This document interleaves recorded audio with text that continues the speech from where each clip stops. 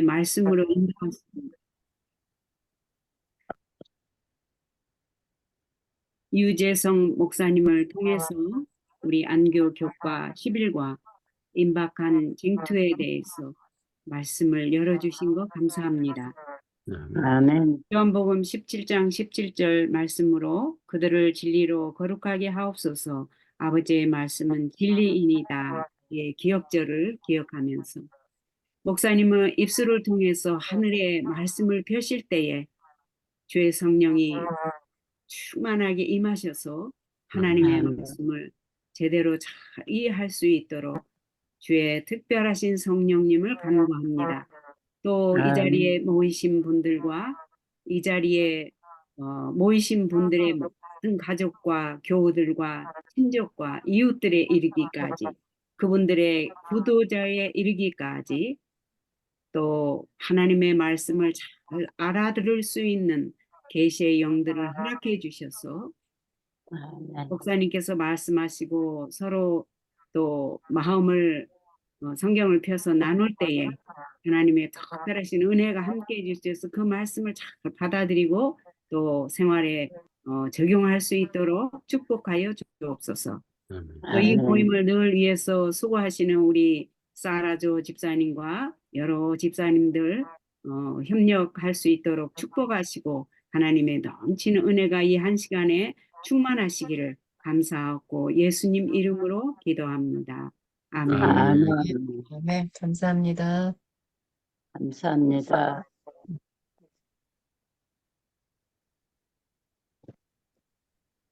여러분 반갑습니다. 네, 안녕하세요. 네, 안녕하세요. 반갑습니다. 거기 그쪽은 아침일 텐데 네. 여기는 한밤을 이제 들어가고 있습니다. 어, 오늘 좋은 하루를 보내시게 되길 빌겠습니다. 오늘 한국이 오늘 날씨가 어제 오늘 굉장히 더웠어요. 그 섭씨, 미국은 화씨를 쓰던데 여기 섭씨 한 36도 이렇게 올라. 덥네. 예, 어제부터 갑자기 너무 더워져서 뭐 에어컨을 뭐 틀지 않던 에어컨을 틀고 이렇게 하고 있는데 미국은 어떤지 모르겠습니다. 거기도 많이 더운가요, 지금요? 많이 덥습니다. 저녁으로. 예, 지역에 따라 좀 다를 텐데 미국은 넓은 나라라서 늘 건강에 유의하시기 바랍니다. 제가 오늘 PPT를 그 파워포인트를 준비했는데 한번 활용해서 해보도록 하겠습니다.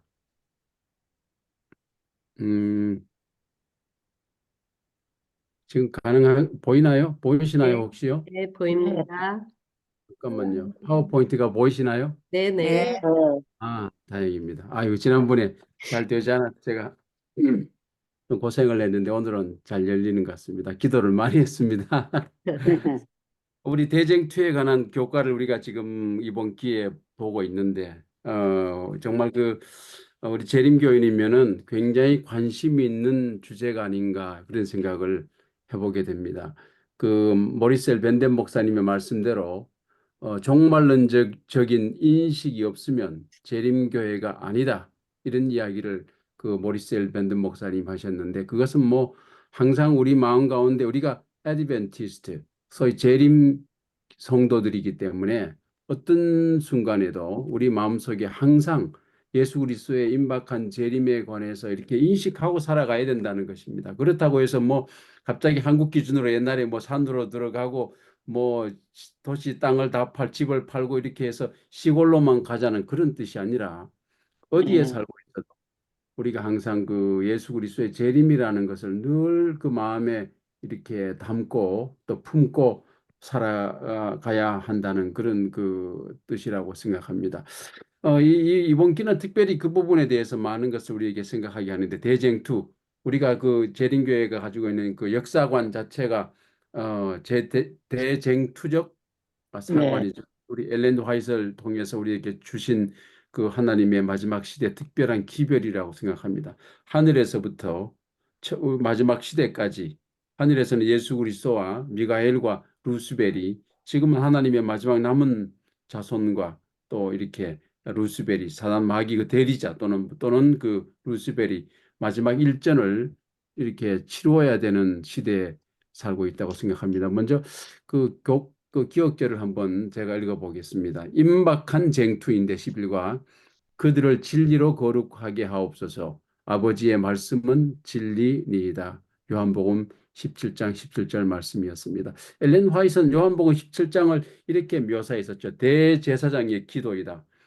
요한복음 17장은 예수 그리스도의 전체 기도로 이렇게 구성된 것인데 정말 그 진리를 알고 있으면서도 유대인들이 잘 몰랐었고 사실 바리새인들 보면 이 시대에도 성경을 보고 있는 수많은 사람들이 있지만 이 진리를 생각보다 많이 알고 있지 못합니다.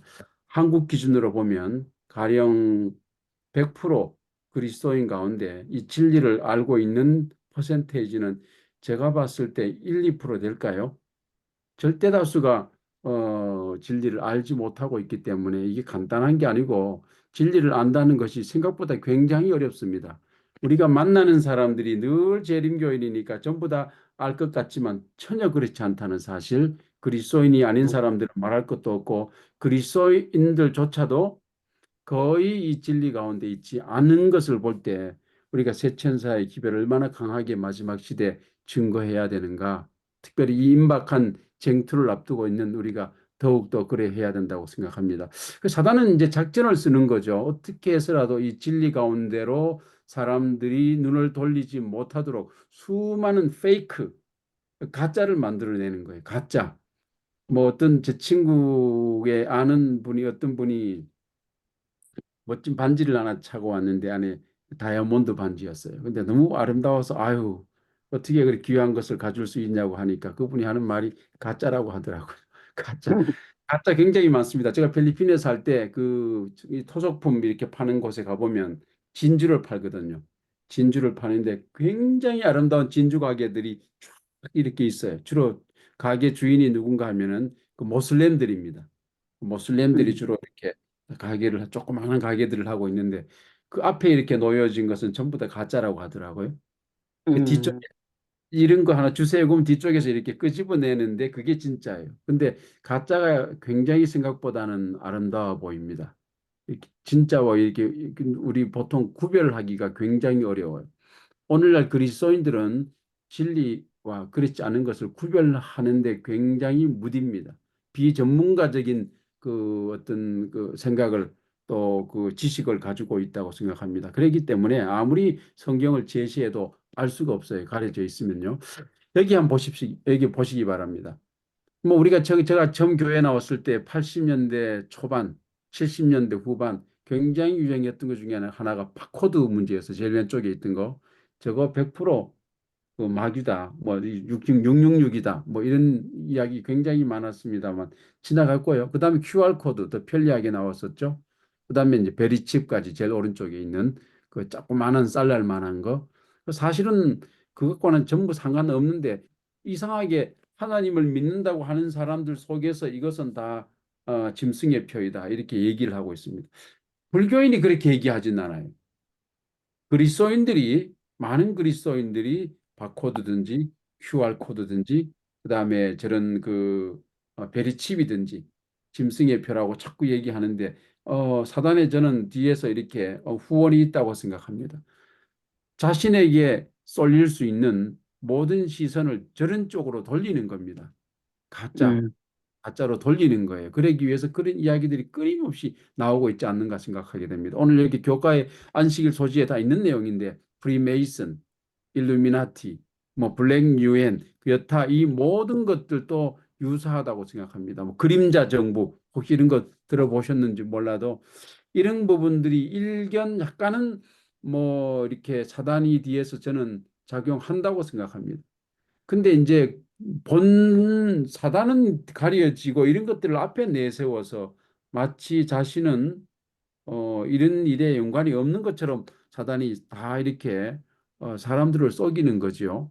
이런 것 속으로 사람들이 자꾸 관심을 갖게 하고 여기에 깊이 파고들게 하고 하면서 자신은 실제적으로는 다 이렇게 다 피해 나가는 이런 술책을 사단이 쓰는데 오늘 교과 소지에 이렇게 되어 있습니다. 중간에 안식일 소지에 이번 교과는 앞으로 경험하게 될 예배를 둘러싼 쟁투를 보여줄 것이다. 예배. 임박한 대쟁투에 핵심의 예배 문제가 있다. 사단은 하나님의 법을 훼손하려고 시도함으로써 하나님의 권위에 도전할 것이다. 뭐 처음에 그랬던 것처럼 끝까지 그렇게 하는 것입니다. 특히 안식일은 예배를 둘러싼 전 세계적인 쟁투의 중심이 될 것이다. 예배 문제가 마지막에 최고의 대쟁투가 될 텐데, 임박한 쟁투에 있어서 이 대예배 문제의 핵심에 안식일 문제가 있다. 그래서 저와 여러분들이 그냥 이렇게 어떻게 하다가 보니까 뭐 안식일 교인이 될 수, 재림 교인이 됐을 수 있습니다. 저처럼 이렇게 불교를 다니다 이렇게 개종한 경우가 있는 경우도 있고, 또는 뭐 모태 교인일 수도 있고, 정말 이 확률은 우리가 품성이 변화되어서 하늘 가기에 적합하냐 아니냐 이 문제 이전에 굉장한 특권입니다. 정말 아주 극소수의 퍼센테이지로 재림교회 신앙을 현재 하고 있다는 것은 하나님께서 인류에게 줄 수 있는 이 마지막 시대의 최고의 확실한 선물을 저와 여러분들이 받고 있다. 어떤 형태로든지. 그런데 거기에다가 소위 말하자면 교리적 나무무리가 되어서는 안 되고 경험적 나무무리라고 하는, 품성을 변화시키고 좀 더 그리스도에 이르기까지 성장할 때까지 끊임없이 우리가 성화를 향해서 정말 그 생애를 살기 위해서 노력하는 것은 더욱더 좀 경험적 나무무리로 가는 길에서 참 중요하다고 생각합니다. 어쨌든 간에 이런 걸 저런 걸 다 떠나서도 이 안식일 문제는 너무나 중요하다.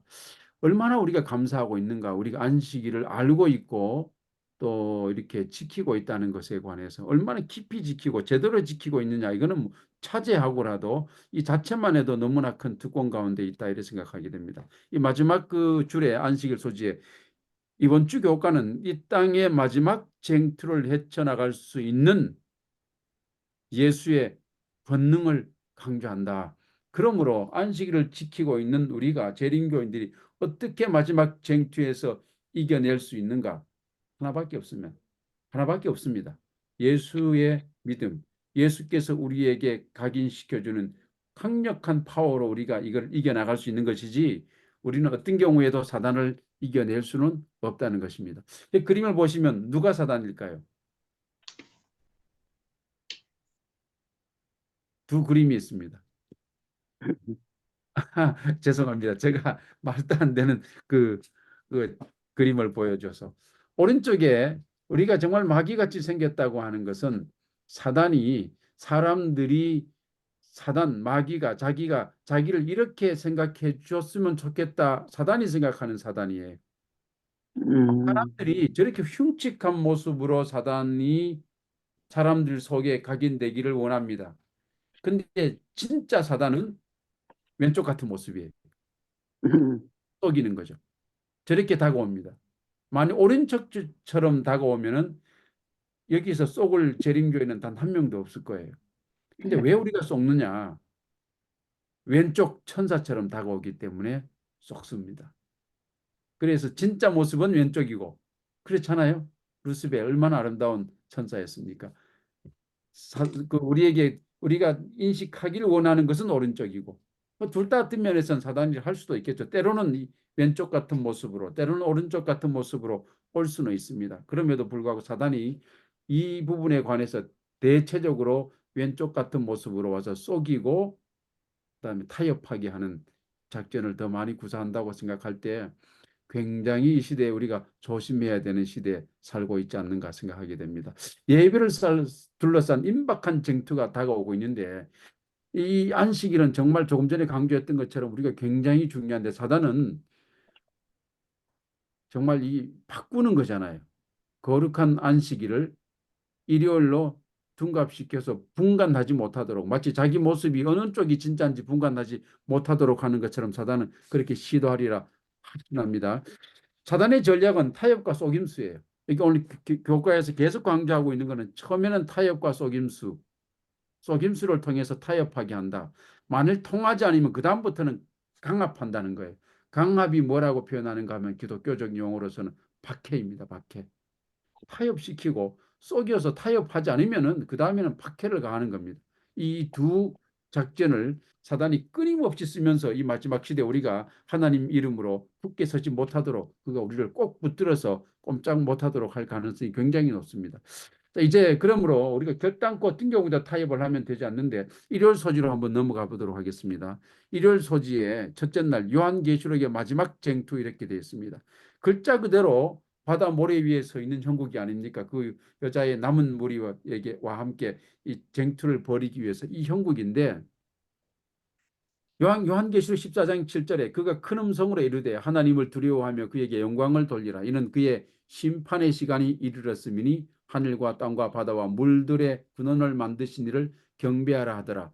틀림없이 첫째 천사의 기별을 통해서 우리에게 이르러 온 기별은 이 부분입니다. 창조주 하나님께 경배하라. 왜 그런가 하면 사단이 완전히 이걸 가짜 소위 속임수를 쓰고 있기 때문에 그렇습니다. 대쟁투의 핵심에서 안식일을 가리기 위한 속임수를 쓰고 있기 때문에 창조의 기념일이 아닌 것은 결단코 우리가 관심을 두면 예배 문제에 있어서 안 된다는 것입니다.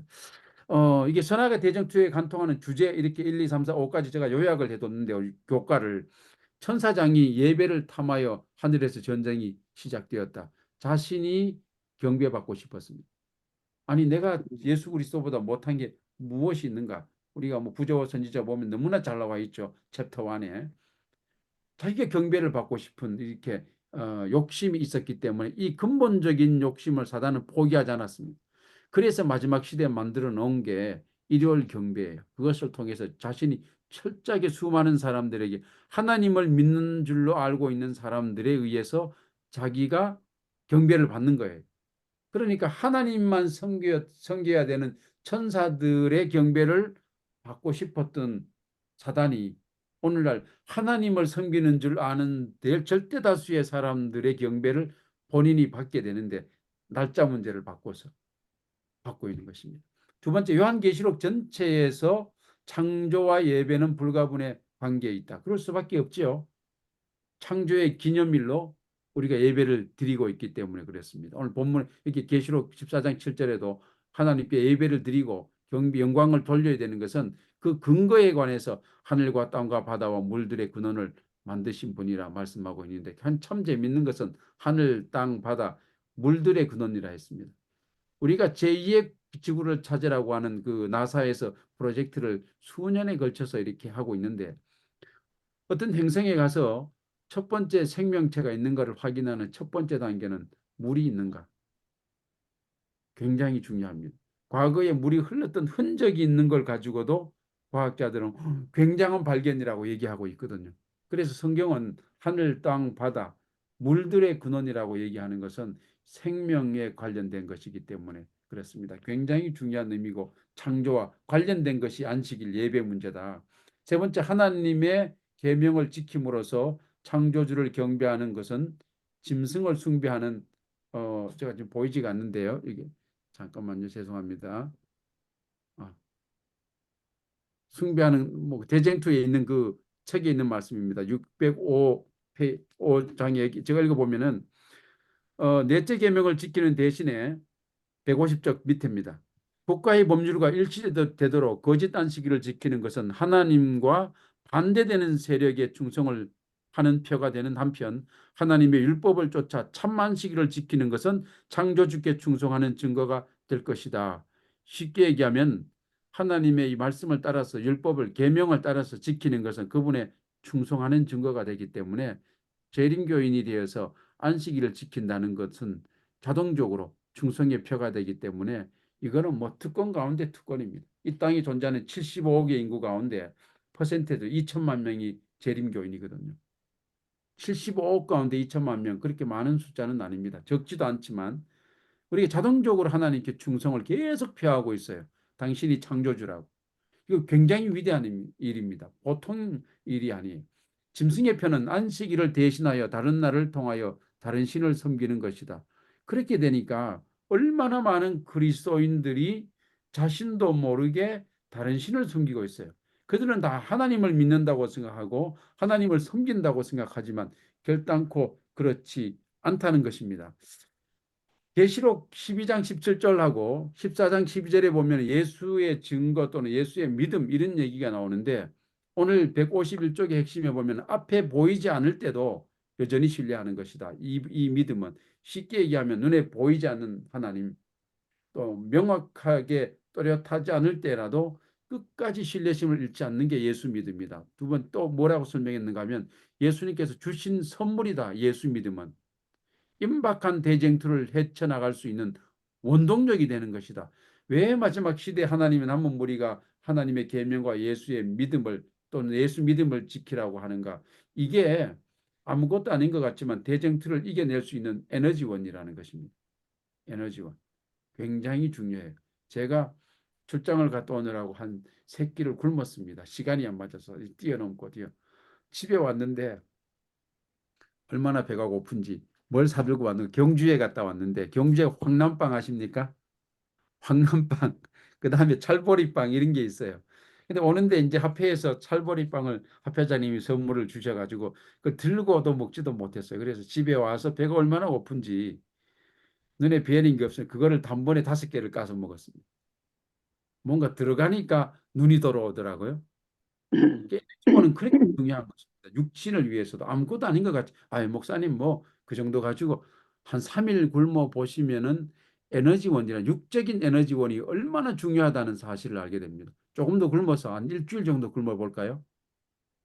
뭐 믿음으로 뭐 금식 단식한 게 아니고 그냥 어떻게 해가지고 일주일을 굶게 됐어요.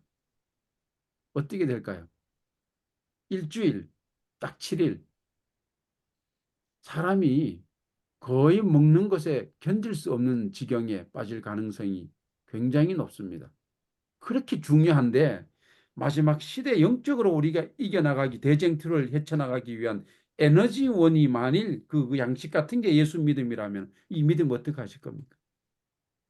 목숨을 걸고 주님께 충성하는 믿음으로 이걸 붙들고 전진해야 됩니다.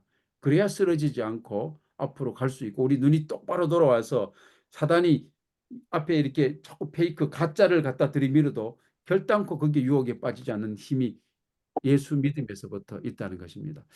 안식일을 무너뜨리는 것은 그러므로 하나님의 권위의 근본적인 찬탈을 하기 위한 사단의 술책이기 때문에 어떤 경우에도 거기에 넘어가면 되지 않는다. 재림교인들이 그렇지 않는 적어도 교리적으로 1차적으로 그렇지 않는 신앙을 한다는 것이 얼마나 큰 특권인지 모릅니다. 저는 시간이 지날수록 목회를 오래 하면 할수록 제가 재림교인이 되어서 목회를 하고 있는 게 기적 중에 기적인 것 같아요. 뭐 기적이 대단한 게 기적이 아닙니다. 뭐 엄청난 뭐 차가 뭐 한 10바퀴 굴렀는데도 멀쩡한 게 기적이 아니고 그거는 일생일 살면서 그저 뭐 약간의 관련된 문제이고 안식일 문제를 깨닫고 이 재림교인이 된 이 사실은 영원한 세월을 통해서 우리에게 주신 하나님의 매일의 기적입니다. 근데 이거를 너무나 당연하게 생각하고 평범하게 생각하고 뭐 토요일 됐으니까 뭐 예배 드리러 그냥 가지면 안식일이니까 이렇게 감동 없이 살아가는 사람들은 결단코 이게 정말 경험적 나무무리를 할 수 없어요. 그냥 교리적 나무무리입니다. 그냥 교리적. 내가 이 재림교인이 됐으니 침례받고 그냥 뭐 그 이상도 이하가 아니에요. 안식일이 될 때 우리 심장이 뛰어야 됩니다. 여러분 한비아 씨 아시죠? 바람의 딸 한비아 씨 여행을 많이 다니고 그다음에 뭐 김북 구호하러 다니고 월드 비전 같은 데 이렇게 참여해서 다니는 그런 자매가 있었는데 그 자매가 하는 얘기 가운데 자기가 그 일을 할 때마다 그 제3세에 가서 구호 활동하고 그다음 어려운 사람 돕고 이런 거 할 때마다 자신의 심장이 뛴대요. 그 심장을 뛰는 일을 하면서 살아야 되지 않느냐 하는 것입니다. 여러분 안식일이 다가올 때 심장 뛰십니까? 혹시? 아주 막 간절히 사모하는 게 있습니까? 혹시? 그런 마음이 혹시 없으면 저도 여러분도 이게 뭔가 안식일에 관해서 우리가 그 중요성을 잘 못 느끼고 있는 거예요. 너무나 당연하게 여기는 수준으로 이제는 갔기 때문에 심장 뛰게 만들어야 됩니다. 다시 심장 뛰게 만들어야 돼요. 정말 심장 뛰는 경험을 여러분들이 생애에서 몇 번 하지 않았습니까? 여러 경험 속에서 정말 아니 나빠서 뛰는 거 말고 너무나 감동적이고 너무나 성공에 대해서 기쁘고 막 좋아서 심장이 터질 것 같은 경험 같은 거 이런 것들이 안식일을 맞이하는 금요일 예비일이 되면은 철저하게 안식일을 준비하면서 그런 경험이 우리 가운데 있어야 됩니다. 그렇지 않고 우리가 있으면은 소위 말하자면 예수 믿음이 에너지원이 되어서 마지막 대쟁투에서 이게 우리가 헤쳐나가는데 굉장한 어려움을 경험하기 쉽다는 것입니다. 그러므로 하나님의 이 마지막 대쟁투의 핵심이 될 만한 이 안식일을 우리가 정말로 하나님과 함께 보내고 지키고 예배드리고 동행하고 있다는 이 사실에 감동돼야 돼요. 그렇게 되면 교회 가서 설사 박 집사가 날 기분을 상하게 하는 말을 해도 그거 이쪽 귀로 들은 다음에 0.1초도 안 돼서 일로 빠져나가 버리고 마음에 전혀 남아있지 않습니다. 왜 그런가 하면 하나님과 너무 감동적인 시간을 보내기도 이게 시간이 부족한 상황 속에서 누군가의 뭐 좋지 않은 얘기 듣고 그걸 마음에 담아서 이 안식일이 다 박살내버리는 그 감동이 사라지게 되는 이런 상황 가운데 빠지지 않게 돼 있어요. 타인이 나를 계속 좋은 얘기만 해가지고 내 안식일이 지켜지는 것은 의미가 없습니다. 타인이 어떤 어려움을 나에게 줘도 그리스도와 안식일을 함께 동행함에 있어서 그 모든 것들이 차단될 수 있는 내 나름대로 우리가 내공이라는 표현 쓰는데 안식일은 그런 내공이 필요하지 않는가. 이렇게 될 때 거기에 안식일에 하나님의 권위가 포함되었다고 생각합니다. 이 사단은 또 아멘. 짐이 있다고 확신하는 것입니다. 교훈에 보면은 이렇게 되어 있습니다. 안식이 교훈 계명 대신 거짓 안식일을 지키는 것은 짐승을 따르는 표가 된다. 그런데 우리가 일요일을 안 지키니까 우리는 거짓 안식일을 안 지키는데요. 다행입니다. 조금 전에 지금까지 제가 계속 그렇게 설명해 왔는데 천만의 말씀입니다. 안식일에 감동도 없으면 그 거짓 안식일 지키는 거예요. 흉내만 내는 거 아닙니까? 그리고 안식일에 조금만 타인을 시험에 빠지게 하는 거, 그 안식일 피차간에 지키지 않고 있지 않는 것입니다. 그렇기 때문에 당하는 분은 시험이 왔을 때 조금 전에 말했던 것처럼 빨리 내보내시고 그날만큼은 결단코 양보하지 마시기 바랍니다. 나의 감동, 내 심장이 뛰는 것, 그리스도와 동행하는 이거 양보하면 안 됩니다. 그것은 다른 모든 것은 양보해도 안식일에 그리스도와 동행하는 이 기쁨의 이 순간 이거를 공격해도는 수많은 사단의 시험 차단해야 됩니다. 사탄은 엘렌 화이트 글에 보면 안식일 되면 누구보다 빨리 교회에 온다고 했어요. 제일 앞자리에 앉아 있다고 했습니다. 혹시 앞자리에 오시는 분 그분 오해하지 마시고 예를 든다면 그렇다는 거예요. 그 정도로 철두철미한 안식일 준수에 관해서 사단은 너무나 잘 알고 있기 때문에 안식일을 지키는 백성들의 마음을 깨어버리고 심장을 안 뛰게 해서 냉랭하게 만들고 이렇게 하기 위해서 굉장히 노력한다는 사실을 기억하시면 좋을 것 같습니다. 그게 영감의 교훈에 보면은 151쪽에 안식일은 창조를 기념하기 위하여 제정되어 사람들의 마음을 살아계신 참 하나님께로 향하게 한다 이렇게 말씀하고 있습니다. 우리가 안식일에 이 안식일이 다가왔는데 하나님께로 마음이 향하지 않고 있을 때는 안식일을 지키는 것이 아니고 지금 사단의 계획 속으로 들어가 있다. 이렇게 생각하면은 틀림없기 때문에 결단코 그런 일을 사단에게 허용하면 되지 않겠습니다. 우리 둘째 날로 넘어가 보겠습니다. 시간이 많지 않기 때문에 다가오는 위기 이렇게 되어 있습니다. 요한계시록 13장에는 소위 짐승 사단이 소위 동원한 짐승들이 나오죠. 첫째 짐승 교환권 뭐 이게 지금 전도회가 아니고 우리 성도님들이니까 바로 말씀드릴게요. 첫째 짐승 교환권, 둘째 짐승은 미국의 출현에 대해서 13장에 분명하게 얘기해 주고 있습니다. 14장은 어떻게 우리가 살아야 되는지에 대해서 말씀을 믿음의 백성들에게 말씀해 주셨으면 13장은 사단이 어떤 존재로 이 땅에 우리에게 다가올 것인지 속임수를 처음에는 쓴다 그랬어요. 사단의 전략은요. 그게 통하지 않으면 그다음 무력 동원한다 했습니다. 그것을 제가 처음에 박해라고 말했는데 여기 보면은 박해가 동원되는데 교과에 보면은 152쪽에 중간에 요한복음, 마태복음, 디모데후서, 베드로전서에 관해서 이 박해가 있을 것에 관해서 말씀하면서 이런 내용으로 되어 있습니다. 그리스도인을 죽이며 하나님을 일을 한다고 착각한다. 그런 무리가 나타날 것이라는 것입니다. 마치 사울이었던 바울이 그렇죠. 그리스도인을 죽이면서 이게 하나님의 위대한 일을 자기가 감당한다는 자부심을 가졌었습니다.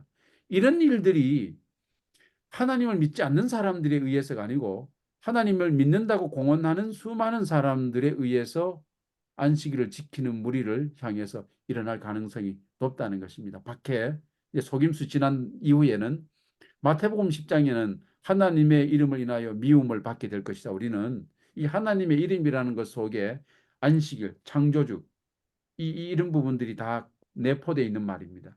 디모데후서에 있는 말씀은 그리스도 안에서 경건히 살고자 하면 핍박을 받는다. 이런 거 혹시 해보셨습니까? 저는 이런 경험했어요. 초신자가 들어왔는데 초신자가 저에게 성경을 배웠어요. 안식일 문제도 철저하게 FM대로 가르치지 않습니까? 처음 들어오면 제대로 가르쳤어요. 그 다음에 헌금 문제도 가르쳤어요. 이분이 처음 배운 대로 일요일 교회를 다니다가 안식일 기별을 발견했으니까 얼마나 심령이 뜨거워요.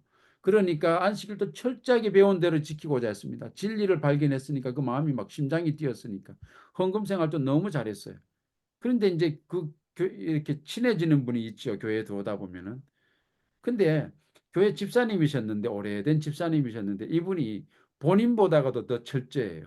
한국 기준으로 화요일 예배도 절대로 빠지잖아요. 금요일 예배도 절대로 빠지잖아요. 안식일도 철저히 지켜요. 안식일이 아무리 급해도 뭐 이렇게 가게에서 뭐 이렇게 금전적인 경제 활동 뭐 이런 거 절대로 하잖아요.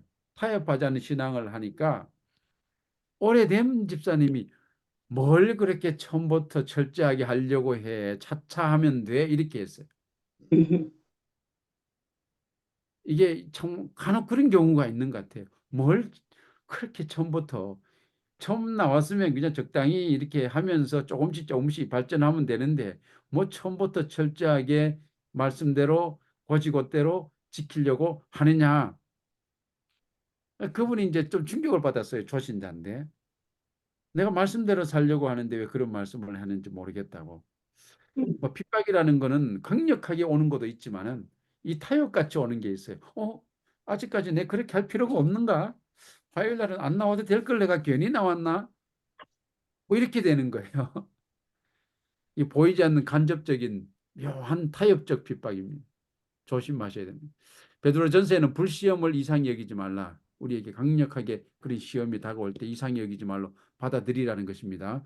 그러면서 이 사단의 전략은 과거로부터 계속 있었어요. 제가 다 읽지는 않습니다. 시간이 많이 가기 때문에.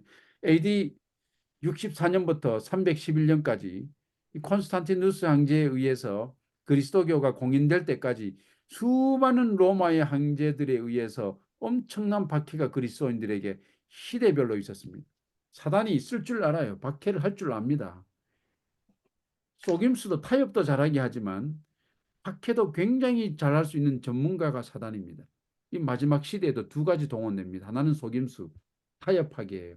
뭘 그렇게 지금까지 그만큼 했으면 되지. 이제는 좀 뭐 적당히 좀 이제 고참인데 좀 이 정도 하면 안 돼. 이런 거 굉장히 타협하게. 두 번째는 안 되면 박해입니다. 두려워하지 마시기 바랍니다. 이런 일이 있어야 하되 끝은 않을 뿐만 아니라 하나님께서 우리를 분명하게 견딜 수 있는 강력한 파워, 예수 믿음이라 그랬습니다. 아까 처음에 저자가 예수 믿음 우리에게 주셔서 이겨내게 하리라 확신합니다. 근데 저 한 가지 궁금한 게 경제 제재 앞에서 우리가 국분할 것인가? 제가 무슨 말씀을 하는가 하면 지난 코로나 3년 왔는데 우리 교인들 가운데서 교회는 나오지 않아도 가게는 다 열었었어요. 제가 그거를 나쁘게 보는 것이 아니고 마지막 시대에 우리에게 다가오는 이제 첫 번째 가장 일반적인 타협과 동시에 아주 저강도 박해는 뭐가 될 것인가 하면 경제적 제재입니다. 이거 우리 이겨내기가 어떨까 나는 굉장히 흥미진진하게 바라보고 있어요. 저 역시도 마찬가지고 자신도 굉장히 어렵습니다. 그러나 몇 년 거치면서 제가 여기서 너무나 어려워지는 성도들을 많이 경험했었습니다. 교회 나오라 했을 때 안식일에 이거 뭐 지금 다 죽어가는데 가게가 이거 살려야지 했는데 결국은 이제 뒤로 물러가신 분들 계세요. 근데 놀라운 것은 끝까지 믿음을 지킨 분들의 가게는 다 살아남았습니다. 죽는 줄 알았는데 반대 같이 되더라고. 하나님께서 지키시더라고요. 이런 경험이 우리 가운데 있어야만이 가장 어려울 때도 우리가 믿음 가운데 굳게 설 수가 있습니다. 박해는 기독교 역사 가운데 항상 있었어요. 이교 로마가 그리스도인을 박해했지만 사실은 이교 로마보다 더 잔혹한 박해를 한 것이 뭔가 하면 중세, 교회로부터 하나님을 믿는다고 하는 사람들로부터 자행된 박해가 훨씬 더 역사적으로 뭐 컸습니다. 그래서 뭐 가톨릭 그 교회 밑에는 고문실이 따로 있다고 하지 않습니까? 예언은 미래의 박해가 경제적 제재의 형태로 시작될 것을 말하고 있습니다. 요한계시록 사고팔이 매매 문제가 걸렸어요. 박해는 이 예언된 경제적 문제입니다. 굉장히 두려운 겁니다. 이게 사실 어떻게 보면 간단한 것 같아도 당장에 내가 살 수 없을 때도 우리가 믿음을 지킬 수 있는가? 참 특이해요. 차라리 매를 한 대 맞고 말지. 내 수입이 딱 끊겨버렸어요. 예를 들어서요. 이겨낼 수 있는가? 이겨낼 수 있는 길은 예수 믿음밖에 없습니다, 여러분. 지금 내 믿음에 의존하시면 판판이 다 깨지고 그리스도의 믿음을 나의 믿음으로 가지고 이겨내는 에너지와 아까 처음에 얘기한 원동력 삼지 않으면 우리 스스로의 힘으로는 이겨낼 수 없는 시기가 온다는 것입니다. 성도는 다섯 번째, 그리스도의 능력을 힘입어 그들을 대적하는 음부의 권세를 이긴다. 이렇게 이야기할 수 있겠습니다. 교훈에 보면은 짐승의 편은 특정한 믿음과 공인된 예배 제도를 따르도록 하게 되어 있습니다. 쉽게 얘기하면은 우리가 아니고 이 안식일 마지막 대쟁투 핵심인 안식일 예배가 아니고 다른 예배를 두고 그걸 믿어. 그렇게 하면 너가 사는데 지장이 없잖아. 굳이 왜 이렇게 나가는 거예요? 굉장히 어려운 가운데 우리가 있을 수 있습니다. 이 소수의 남은 무리는 용의 군대에 의하여 지도를 받는 세상의 권세를 저항하는 치열한 싸움에서 스스로 방어할 수 없음으로 했어요. 하나님을 그들의 방패로 삼는다. 증언보감에 있는 말씀입니다. 우리 스스로 할 수 없게 돼 있습니다. 구조적으로 안 돼요. 그리스도교는 태생적으로 스스로 존재할 수 없는, 구원받을 수 없는 아무것도 아닌 이 인간을 그렇게 설정해 놓고 있습니다. 불교는 내 스스로 선한 업을 쌓아서 열반의 경지에 이르러서 스스로 그 부처가 되라고 가르치지만 그리스도교는 그렇지 않습니다. 구원 문제가 철저하게 외부적인 힘이에요. 우리가 그거를 칭의 이렇게 표현하고 있는데 칭의, 입혀 주시는 의, 뭐 오늘 믿음으로 말미암는 의를 하는 날은 아닙니다만 철저하게 외부적 파워에 의해서 내면적인 파워가 생기는 게 그리스도교의 특징입니다. 구원 문제는 철저하게 더욱더 그렇다고 볼 때 우리 스스로는 할 수 없다. 오직 예수 믿음밖에는 없다는 사실을 기억하면 좋겠습니다. 우리 시간이 많이 가기 때문에 빨리 전진해 보겠습니다. 화요일소지, 짐승의 정체. 우리는 뭐 이미 이 짐승이 누군지 다 잘 알고 있습니다. 사탄의 대리자 아니겠습니까? 이 땅에 사단이 대리자로 세우는 뭐 용은 주로 사탄이라고 하지만 용이 세운 짐승은 이쪽에 있습니다. 우리가 이교 로마였다가 법학 로마로 된 이 존재 너무나 잘 알고 있습니다. 이 짐승의 정체는 마귀는 자신의 목적을 달성하기 위해서 정치 및 종교 제도를 적당히 얼머무린 이 제도를 통해서 자신의 대리자 짐승을 시대마다 가지고 있었습니다. 다니엘 7장에 보면 바벨론, 메데파사, 그리스, 로마, 작은 뿔로 이어지는 이 모든 것 속에서 사단은 항상 짐승을 가지고 있었어요. 그래서 성경에도 보면은 이 각 국가들을 짐승으로 묘사하는 이유가 마지막 시대에도 짐승이기 때문에 그렇습니다. 로마 제국의 무덤 위에 정치와 종교를 통합한 작은 뿔이 최후에 나오게 되는 거고 우리 법학 로마라고 확신하고 있는 것입니다. 짐승은 자신을 하나님이라고 하고 죄를 용서할 권세가 있다고 참담된 소리를 하는 것입니다. 이 모든 것 속에 가장 위험한 것은 신성모독이에요. 우리 154쪽 제일 아래쪽에 요한계시록 13장 1절과 6절이 이 공통적으로 보이는 핵심적인 단어는 무엇이냐 하실 때 신성모독입니다. 굉장히 어려워요. 근데 여기 보면 이제 요한계시록에 나오는 짐승이 위의 짐승이고 아래쪽에 이제 다니엘 7장에 나오는 짐승인데 이게 다니엘서의 7장에 나오는 짐승의 복합이 요한계시록 13장에 있습니다. 이교 로마에서 법학 로마로 넘어가는 이 묘한 그 구조를 가지고 있어요. 정치 세력이었어요. 이교 로마까지는 바벨론부터 시작해서 메데파사, 그리스, 그 다음에 로마까지는 이 정치 세력이 중심으로 내려오다가 작은 뿔로 이어지면서 또 이 계시록에서는 복합 짐승이죠. 이렇게 오면서는 이게 정치적인 것은 약간 가미되고 종교적 성격을 더 띠는 것이 소위 짐승으로 묘사돼 하나님의 대리자로 그 사탄의 대리자로 묘사되고 있습니다. 근데 여기서 하는 굉장히 어떻게 이렇게 될 수 있었는가?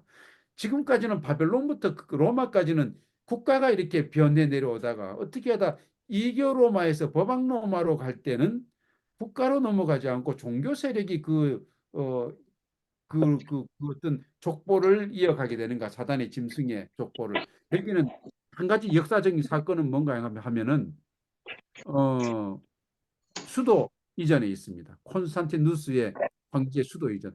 우리가 콘스탄티누스 황제를 얘기하면 기독교 인정한 왕으로만 인정하는 요것만 많이 주의하는데 그것보다 더 중요한 것은 수도 이전입니다.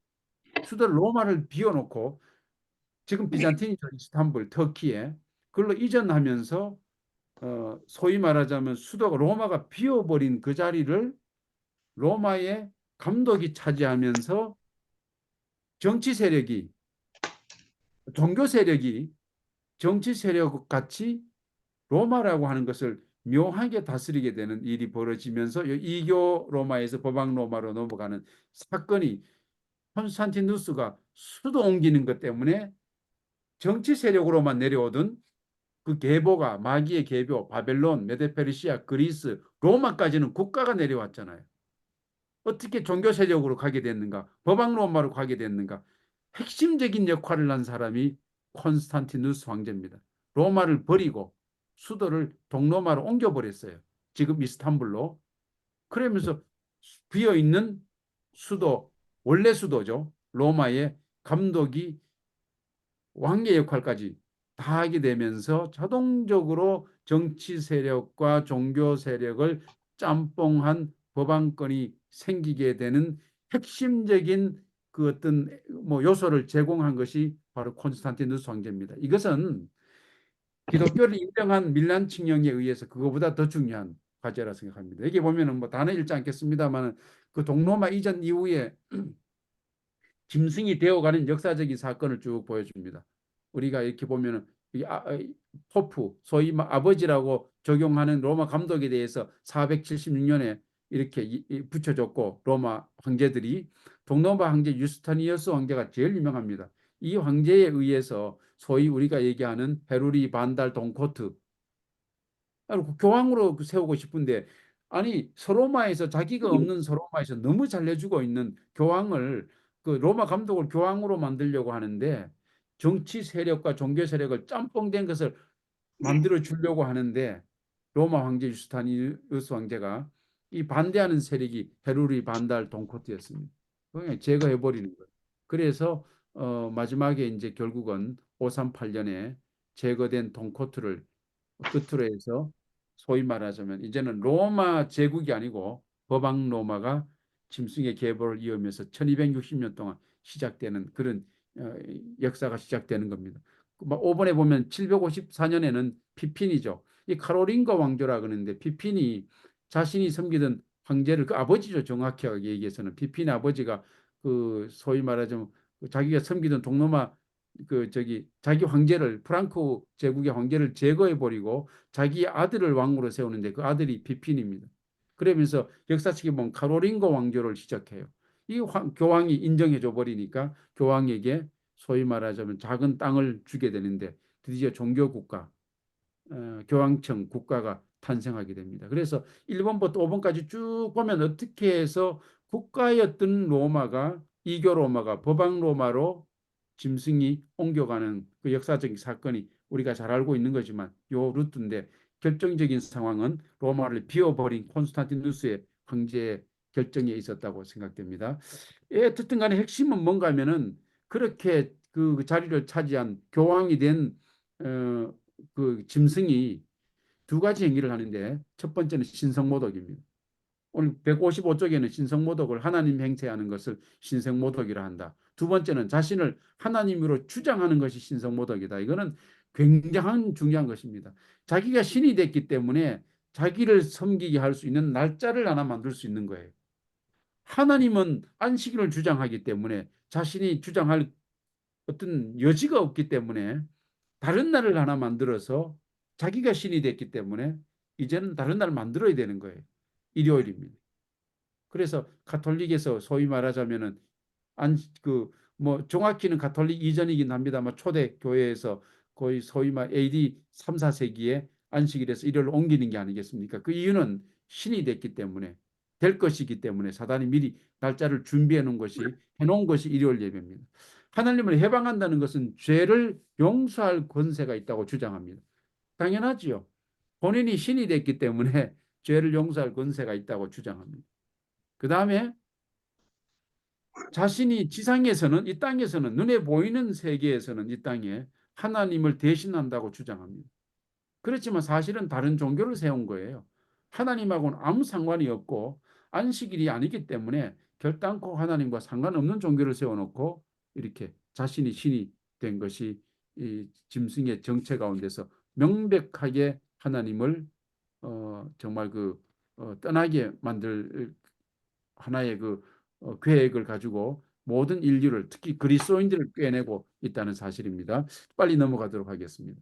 수열 소지를 한번 넘어가겠습니다. 짐승의 정체 두 번째 보면은 계시록 13장 5절에 짐승이 과장되고 신성 모독하는 말 입을 받고 42달 동안 권세를 받는다. 42달은 우리가 너무나 잘 알고 있는 내용입니다. 1261 우리가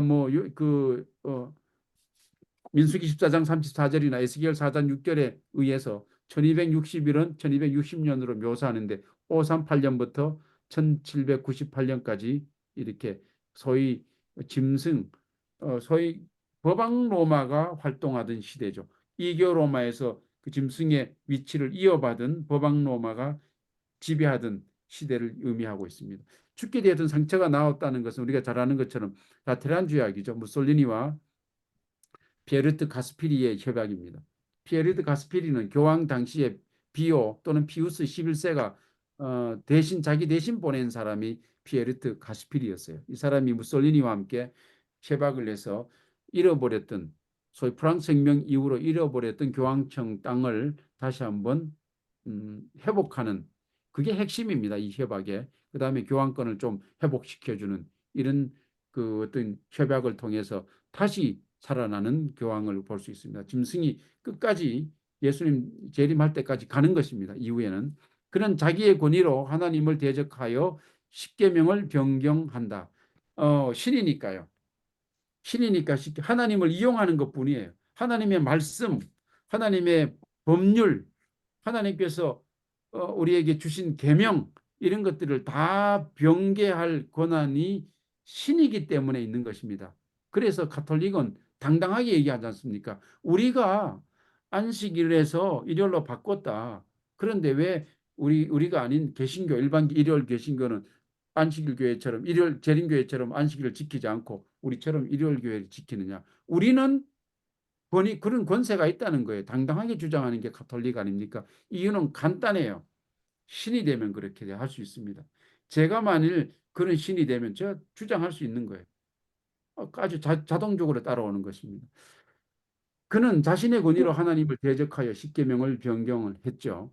그다음 창조와 구속의 기념일을 그 안식일을 태양신을 숭배하던 날로 변경한 것은 자신이 신이기 때문에 가능한 것입니다.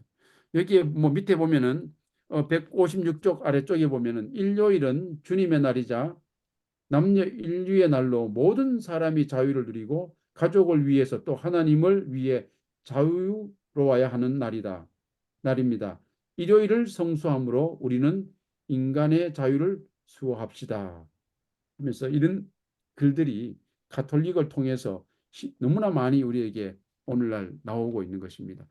성경상의 안식일을 무너뜨림으로 자신이 새로운 체계를 이 땅에 실현하려고 하는 것이 사단의 전략이기 때문에 거기에 말려 들어가면 절대로 되지 않는 것입니다. 대쟁투는 하나님의 계명과 짐승의 이 소위 말하자면 그 어떤 그가 세운 일요일 이 두 개를 가지고 쟁투를 하게 되는 것이기 때문에 우리가 결단코 이 진리 가운데 있어야 될 뿐만 아니라 이 진리에 있다고 해서 다 되는 것이 아니고 결단코 우리의 심령을 이 안식일에 특별히 하나님을 놓쳐버리게 되는 상황 가운데 우리를 두면은 날짜적으로는 안식일을 지켰지만 본질적으로는 사단이 기뻐하는 일을 할 수도 있기 때문에 가장 앞자리에 일찍 나와 있는 사단과 동행하기보다는 안식일에 예수 그리스도와 동행하는 안식일이 될 때 온전히 그 의미가 완벽하게 살아납니다. 경험적 남은 무리로. 그렇지 않으면 안식일에 교회 나와도 교리적 남은 무리로 앉아 있을 수 있다. 결단코 그러므로 그 미묘한 차이인데 결단코 사단과 동행할 필요가 없음을 우리가 기억해야 되겠습니다. 목요일 소지를 하면서 마무리를 좀 해보도록 하겠습니다. 땅에서 올라온 짐승, 뭐 너무나 잘 아는 미국입니다. 첫 번째 짐승은 교환권은 바다에서 올라왔지만 인구가 많다. 이게 물이라는 뜻이거든요. 백성, 열국 이런 뜻인데 두 번째 짐승은 땅에서 올라왔기 때문에 인구가 희박한 지역이라고 할 수 있습니다.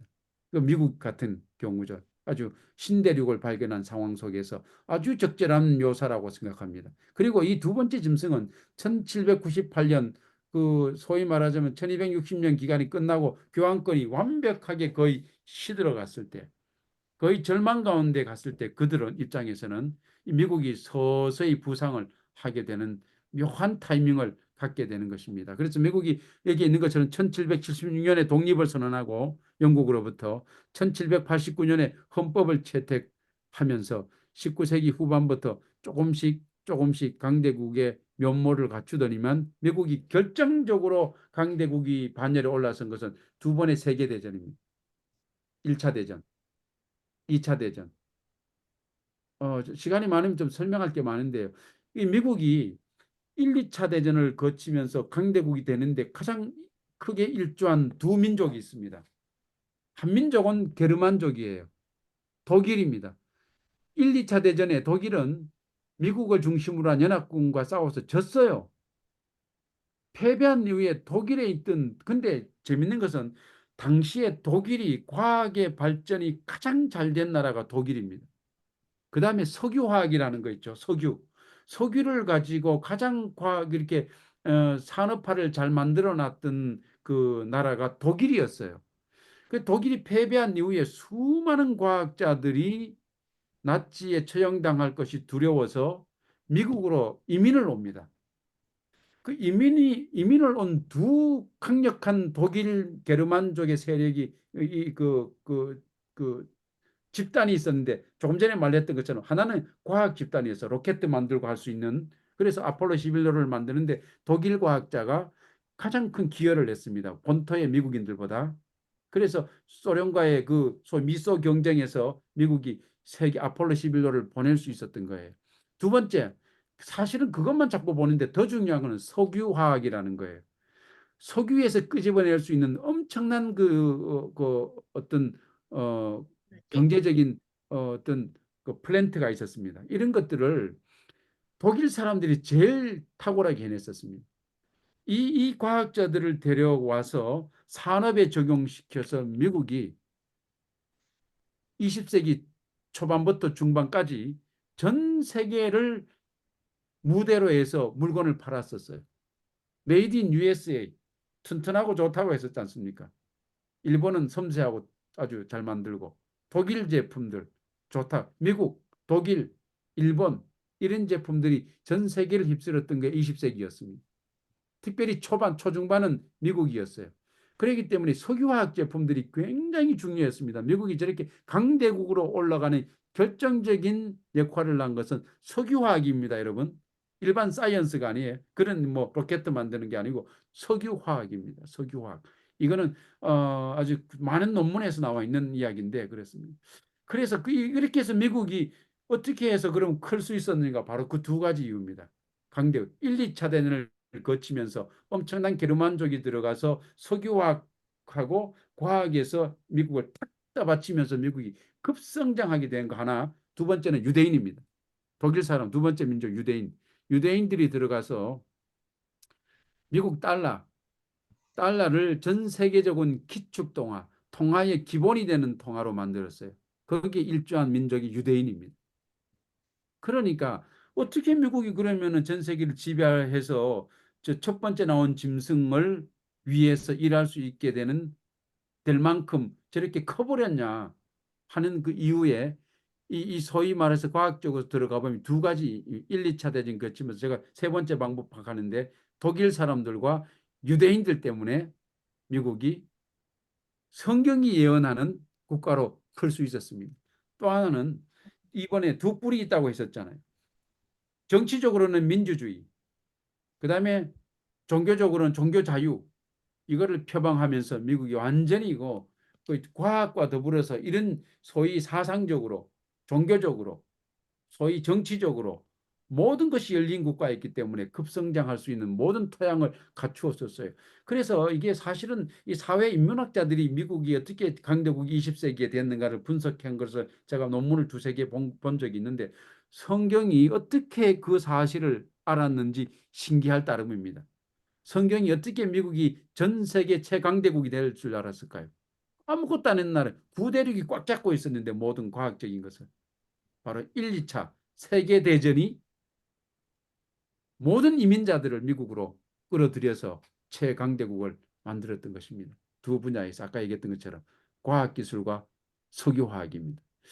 어쨌든 간에 3번의 온순하고 양 같은 나라가 결국은 그러나 그 미국이 끝내는 용처럼 말하는 걸로 돼 있죠. 땅과 땅에 사는 자들을 처음 짐승에게 경배하게 하는 역할을 미국이 그 강대국이 된 미국이 이제는 하게 된다는 것입니다. 한 가지 결국은 실패하게 되죠. 미국이 강대국이 됐지만 진리의 국가 순종했을 때 이스라엘은 미국이 되지 못한다.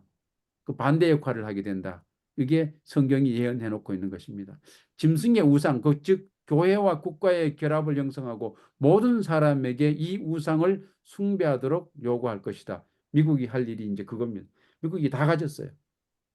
모든 것이 미국은 철저한 자본주의 국가입니다. 자본주의의 핵심이 미국이에요. 대한민국은 미국이 기침하면 그냥 이게 몸살나는 국가입니다. 경제적으로. 자본주의 중심으로 돌아가는 게 이 미국인데 미국 경제가 지금도 이미 그렇게 돼 있습니다만 겉으로 볼 때는 대단해 보여도 속으로는 결정타를 맞게 될 거예요. 미국이 유지할 수 없을 만큼 스스로는. 그러면은 이 미국을 결정타를 맞은 미국을 구원해 줄 구원투수는 누구밖에 없는가? 이 땅에 존재하는 세력 가운데 교황권 세력밖에는 미국이 어느 정도 경제를 유지할 수 있게 도와줄 수 있는 세력은 교황권밖에 없습니다. 경제적인 문제 때문에 결국은 미국이 교황권에게 엄청난 지원을 받고 전 세계를 향해서 교황권이 원하는 것을 미국도 들어줘야 되잖아요. 경제적인 지원을 받았으면 교황권이 원하는 걸 들어줄 수밖에 없는 이런 것 속에서 결국은 온 세계로 하여금 자신을 도와주고 있는 버티게 미국이란 강대국을 유지하게 해줄 가능성이 높은 교황권에게 다 머리 숙이게 하는 것입니다. 그냥 이게 신앙적으로만 볼 게 아니고 사회과학적으로도 이게 실제적으로 정치학적으로도 그렇게 나가고 있는 거예요. 제가 그 국제학을 공부하면서 지난 2월 달에 졸업을 했는데 동아대학교에서 수많은 석학들과 이야기하면서 깜짝 놀랐어요. 성경이 위대하다는 걸 알았습니다. 이 세계가 교황권과 그들 교수님들 입에서 뭐라 그러는가 하면 경제학 교수들이 뭐라 그러는가 하면 미국은 겉으로 볼 때는 굉장한 국가인데 속으로 들어가 보면 엄청난 재정 적자를 안고 있는 국가이다. 잘못하면 한 방에 무너질 수 있는데 미국을 도와줄 수 있는 국가는 세계를 둘러보면 국가 가운데는 없고 종교적 세력 가운데 한 세력이 있다 얘기하면서 교황권이라고 아니 일반 사회의 세상에 있는 그 학자가 얘기하더라고요. 깜짝 놀랐습니다.